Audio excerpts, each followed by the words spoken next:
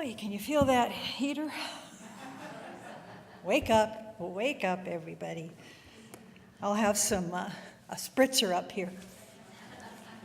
Wake you guys up. Beautiful, beautiful treatment. Our Shirley speaks to me like the Divine Mother. And so her words are so carefully chosen and seeds for your heart to dwell upon. And that with the reading, I don't have much more to say. So you can just kind of close your eyes, and I'll be like, Peanuts' teacher? Wah, wah, wah, wah, wah, wah, wah. And then you can say, that was great. Yeah. Charlie this morning said, so is this going to be a happy talk or one of those, And I looked at him and I thought, now I'm nervous. I said, it's about forgiveness. And that can never be like, did you get that one? It's like, I can't tell you how many times we've done retreats and this comes up like, now we're going to do a little, and everybody's, forgiveness again. And it is. It's again and again and again and deeper and deeper and freer and freer. And we go higher and higher when we truly get it once and for all, this idea of forgiveness. So, Damien, you read that very powerfully. Those are the lead words from Ernest Holmes.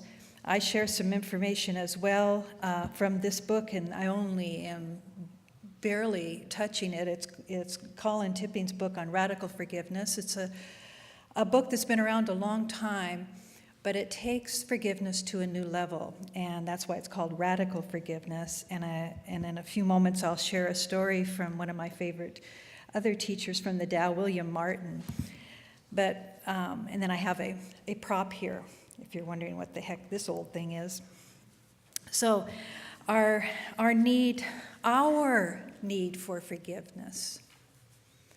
So often we are inviting one another to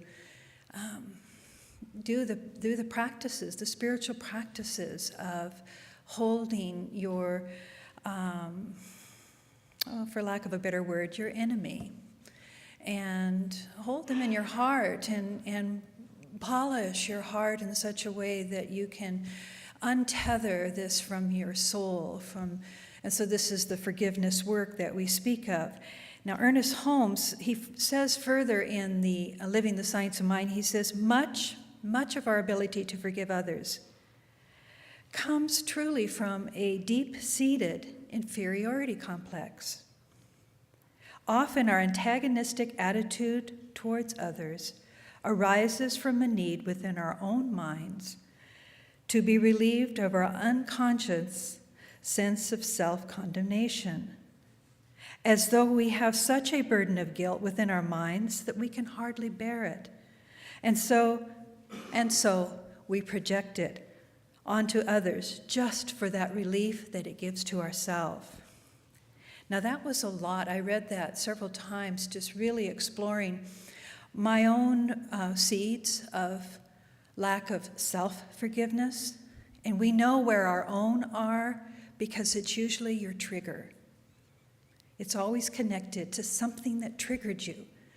And so it's a wonderful call for you to self-reflect in those moments. Instead of the projection, turn the mirror and say, why is this getting to me? And I have small, innocent lack of self-forgiveness for myself. One of mine stems from a dang old watermelon salad, but whenever I see anybody else bring in a watermelon salad, I'm like, because my mom got so mad at me because I didn't bring the watermelon salad. I just brought the watermelon. I mean, big deal. But for some reason, that has haunted me the rest of my life, and that was when I was 19. I mean, get over it, Sue. But honestly, even at my wedding, one of my friends, Ruby, made a beautiful watermelon salad, and I'm going, that's so nice, and it was just so beautiful, but I had stress over it. And so these kinds of things That's part of our human beingness. That's part of our human nature. That's part of our physical being. I mean, when we get our feelings hurt or something happens to us, it physically gets embedded somewhere in the cellular memories of our body. But the invitation here and the deep listening that I invite you into is to see what this radical forgiveness is all about. It's the invitation to go into that spiritual realm of the soul, never triggered, never harmed by any of these human experiences. So we are reminded to think of how much energy it has required in a lifetime to keep these feelings of grief and resentment wrapped up in some form of a story inside of you. It takes energy to hold on to that. And that's why, if you were looking at this on a very metaphysical level, when they do psychosomatic work and say, you have this belief, therefore you have perhaps this stiffness in your joints. And that's because this experience has lodged there in your body. So that's a whole nother topic, but we each in some way or another have straddled this true absolute forgiveness gateway. And it truly is one of the spiritual practices that we're encouraged to really be courageous with, because you will be different when you have that radical forgiveness. So Colin Tipping reminds us that vibrationally, so think about all of this comes really into play when we understand quantum physics now and how that merges with the understanding of the ancient wisdom of spirituality. And so we all know the vibration that it feels like when we're triggered, right? We all get that feeling. We understand that. And so this vibrational level, there's two ways that we're going to look at this. Colin Tipping reminds us to look at the world of humanity, which is where our physical being and our interactions with one another and our interactions with our perceptual fields continually bump into each other, kind of like that old Pac-Man game. And we're either gobbled up by it, or we just bounce away and chew somebody else up. It's like that's the humanity. That's living in this world of humanity. It seems crazy. And there's levels of forgiveness there, and that's all good. There's nothing like this one's better. It's this and. It's not and or. Remember this. It's both. So the other world that we live in is that of divine truth. That of divine truth. That where we have so much resolution of heart. That where the mystery remains a mystery, but for some reason it's a longing. That divine truth realm is our longing to connect our soul absolutely as a conduit of divinity, of unity. That's what we're all longing for, and that's why to me it appears to be that anguish of personal suffering when we're not there, when we feel separate from our soul, when we feel separate from God, Spirit, the mystery, when we have somehow severed a piece of our heart away, and we've created a sub-personality around that. There's so many different terms for it. The many voices in our head are just attributes of that sliver of ourself that we have pulled away from the divine truth. And he also reminds us that, you hear this in so many truth paths, but we are spiritual beings having a human experience. Now try to hear that, not like I've heard that one before, but truly, I am a spiritual being. That is what I am. And when we can really embody that, and I'm having a human experience. So the body and all of our senses, we dwell upon, we live from our five senses. And those can get us into some trouble. because they remind us that we are individual and we're separate. But the spiritual truth is reminding us that we are all one. So here's the mystery. Here's the question. And I hear this so often, and I heard it in my own self, and I heard it in myself listening to you come back to me and say, but what about this story? But how can I find that God? What are you finding that I'm not finding? And I'm like, I don't know what that mystery is. I don't know what brings me the solace and the comfort of heart and the sense of divine attunement. I can't explain that to anyone, but I see it. I see it, and we feel it, don't we? When we get it, it just gives us goosebumps of finding a revelation of truth, and that is so exciting. And so Colin is describing it like, that's why I brought these binoculars. I mean, we all have two eyes, and you can figure this out by just thinking, yeah, I got two eyes, I can see what she's saying. But when you look, I can't even get them out of here, I should have practiced. Excuse me. There. So, I've never been able to use these things. People say, look through these, and I always pretend, oh, that's awesome. But I can't, I'm too spiritual. But he has in his book this diagram that this is the world of truth, of divine truth, of seeing everything with the eyes of the divine, and this one, the eyes of humanity. So this, and then what we see out there is what we see. And in the world of truth, when you look through, when you decide to weigh it into a divine truth, that's all you see. You're focusing with that lens to see more descript. However, oftentimes, because our heart is broken or we're feeling the shame, we're focusing in with the lens of our humanity, and therefore our focus goes there. And I just think, wow, that's awesome. And sometimes we get it so wrong, we do this, you know? So, you know, just a visual for you it impressed me, and realizing neither is better.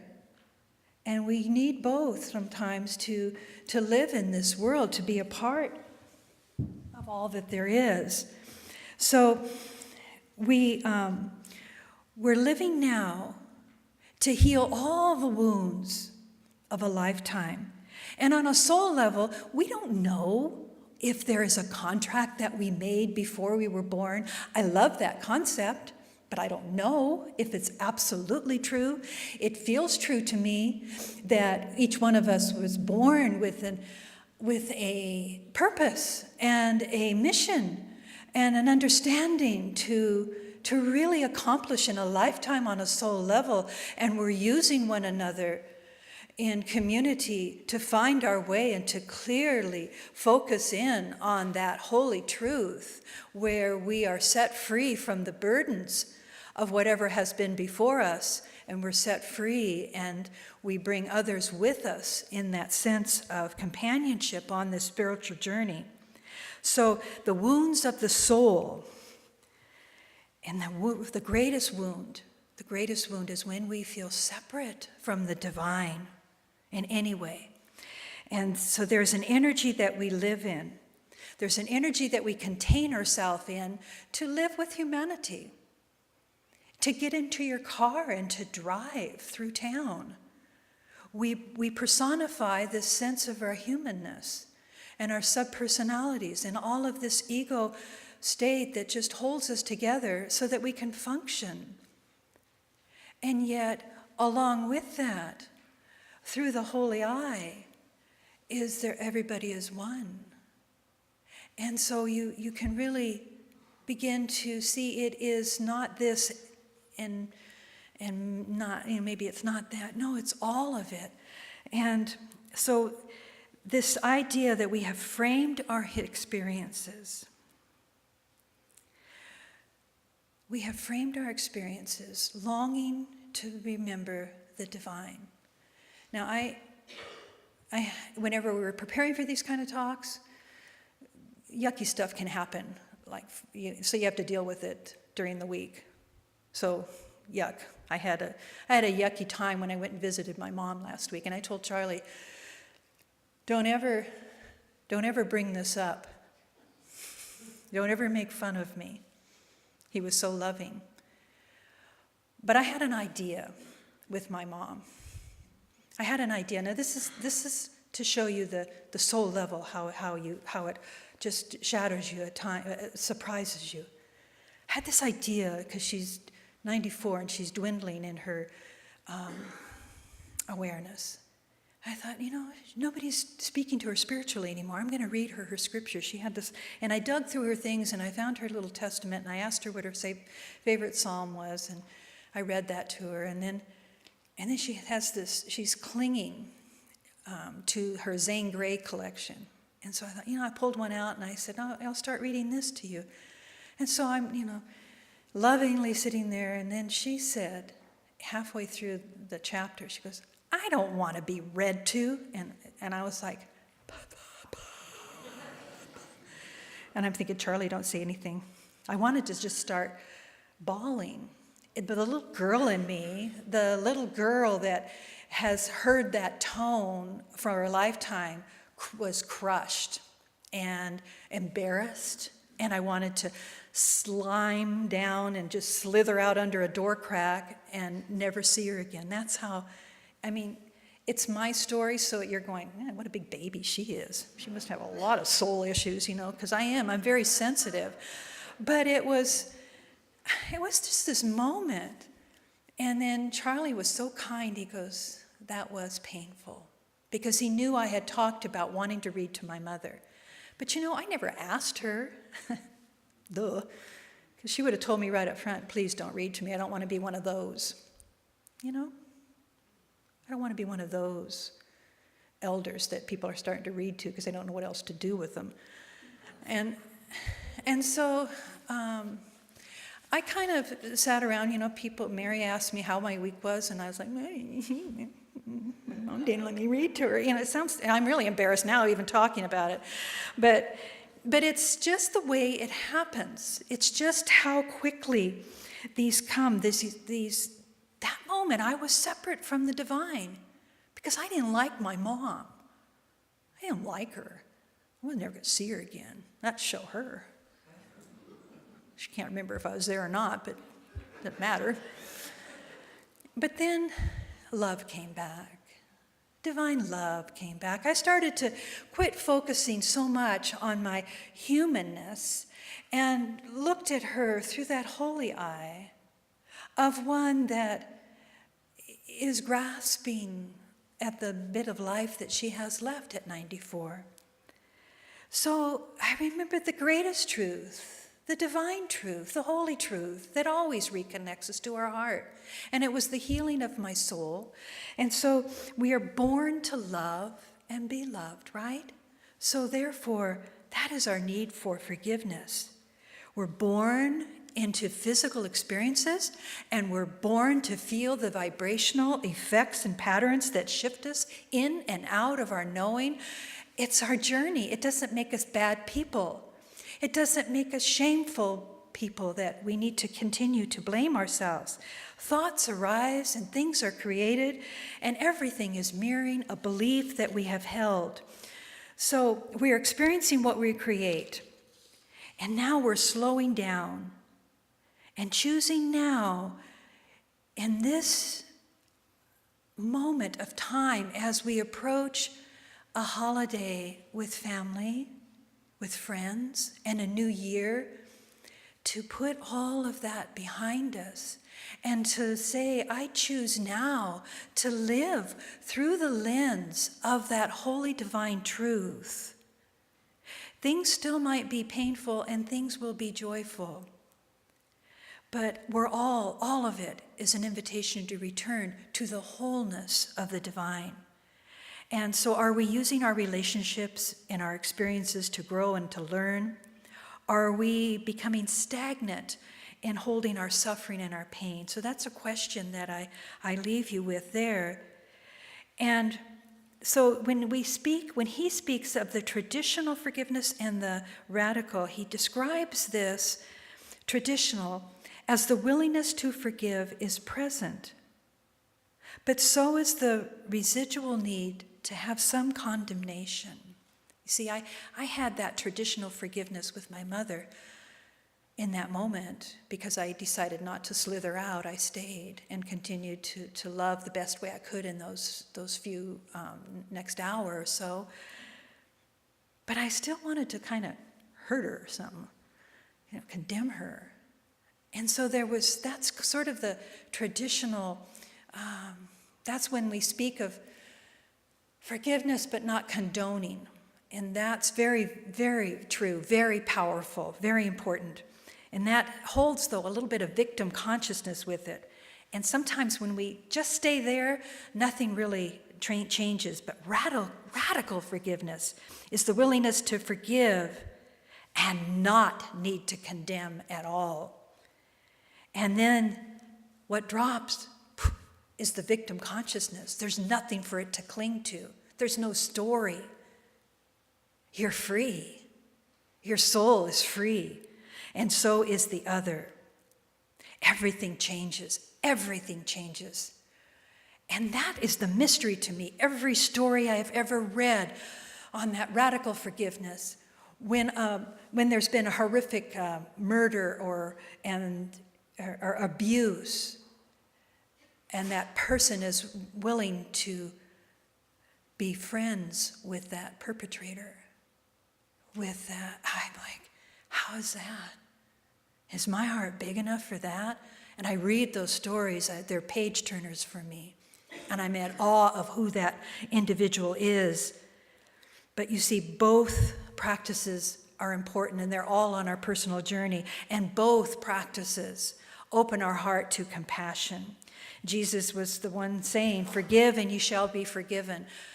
And we can hear that, but if we really listen to that, forgive and you shall be forgiven. Give and it shall be given unto you. So the story from the Tao is pretty awesome because listen to this. It's titled, "I'm Not Thinking About You." Bob was head over heels in love with Connie. His whole life was consumed with the wonder, the beauty, the warmth, the joy of having her in his life. And she seemed to return his love, and he spent long hours dreaming about the exciting and fulfilling future that they were going to create together. Bob's mind was constantly filled with thoughts of her. He felt anxious when he was apart from her and could barely concentrate on his work. When they were together again, he would relax and reassure himself that everything's all right, everything's wonderful, she loves me, and the world's perfect, and I'm okay. And then time passed, and Bob began to sense that Connie was changing. He began to worry that he was losing her love, so he constantly asked her for reassurance. "Do you really love me?" He would ask her 20 times a day, and Connie would be evasive in her reply, and Bob's anxiety would increase, and he felt that she was having second thoughts. In fact, Connie was becoming totally uncomfortable with being the object of that kind of obsessive love that Bob seemed to be displaying.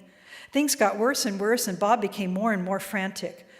Finally, even when I read this story, I'm like, "Ooh, get away from me, Bob."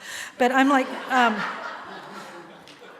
finally, Connie told him in clear words that though she had thought she might love him and want to be with him, she no longer felt that way, and she sadly said that she wanted to stop seeing him and she wanted to go on with her life without him. Well, so Bob, of course, panicked, and he got extremely depressed, and he tried to honor her request, but he couldn't stop himself from calling her or writing her or trying to convince her to change her mind. So then she became angry, and as his obsession continued, and she told him in strong words, "Just back off, buddy." He tried to forget her, but his mind remained filled with memories of being with her. He could not imagine how she could just stop loving him. He needed her. He couldn't imagine himself without her. Months went by, and Bob managed to not bother Connie, but his sadness, grief, and disappointment remained strong. He also had flashes of anger. How could she do this to me? Whether it was anger of grief or continued disappointment and anger. He continued to fill both his waking moments and his dreams with that energy. And then one day he accidentally came across her in the grocery store. Uh-oh. His heart pounded as he tried to speak to her. He began to tell her how much he's missed her and how he thought about her constantly, but she stopped him. She looked directly at him and said with a firm but kind voice, "Bob, you need to understand, all the time that you are thinking about me, I am not thinking of you." Ow. Do you understand? I'm not thinking about you. She put her hand on his shoulder and said a final time, "I'm so sorry it hurt you, but I'm not thinking about you at all." She turned and walked away. Well, he remained rooted in his place, but his mind reeled. He turned and slowly walked, but his heart was finally broken. His life was over. She doesn't think about me at all? Strangely, however, by the time he reached home, his step felt just a little bit lighter. He poured himself a soft drink and sat down on the porch. She isn't thinking of me, he mused, yet I'm consumed with thoughts of her. What's that all about? The next morning he woke up and for a few minutes forgot that he was miserable. He fixed his coffee and went down to his chair on the front porch. Suddenly he remembered to remember her, but quickly the thought, she's not thinking of me. And that created space in his mind. He began to notice the colors of the autumn leaves just beginning to turn along with the tree-lined street. He remembered that he'd be attending an interesting presentation at the office later in the morning. He began to muse about a few ideas that he could make the office computer system work a bit more effectively. He smiled. He got up and went inside to prepare some eggs for breakfast.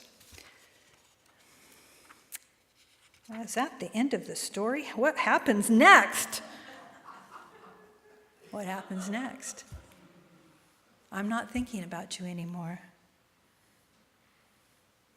You know, how much are we carrying in ourselves that other people have long forgotten if you went to try to tell them, especially in a family gathering? Remember when? No. You have to. I've suffered my life on this. No?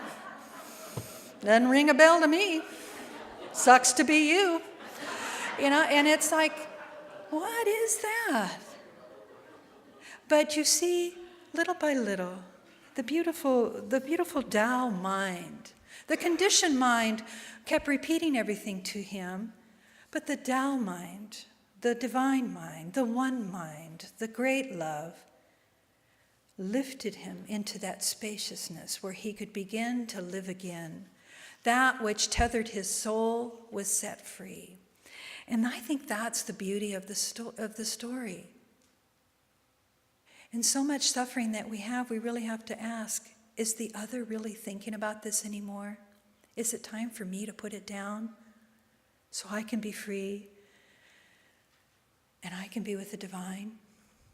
I shared, when I was looking at all this material, I wrote to a dear friend that was still struggling with losing some money a long time ago, and she beats herself up about how it's affected her now. And I said, have you forgiven yourself? Because you work on forgiving the other, but have you forgiven yourself for not knowing? And so there's the work, there's the space. So I'm going to invite you as we close our time together to remind us that we're each capable of finding our own way. We are each responsible for our own life. And when we are allowed our conditioned mind to step aside, and that's what prayer is, that's what treatment is, that's what spiritual practice is, that's what meditation is, that's what Tai Chi is, that's what hiking is, that's what art is. Stepping aside. My beautiful friends, when they knew I was all wimpy about my mom, said, oh, go, they're trying to help me. And I said, I need to hang some Christmas balls or something. You know, I needed some space in my mind so that I could get clear with God and clear with myself. So let's recognize the opportunity here to live in that world of divine truth and be set free. So close your eyes. Feel your body. Feel the vibration of your body.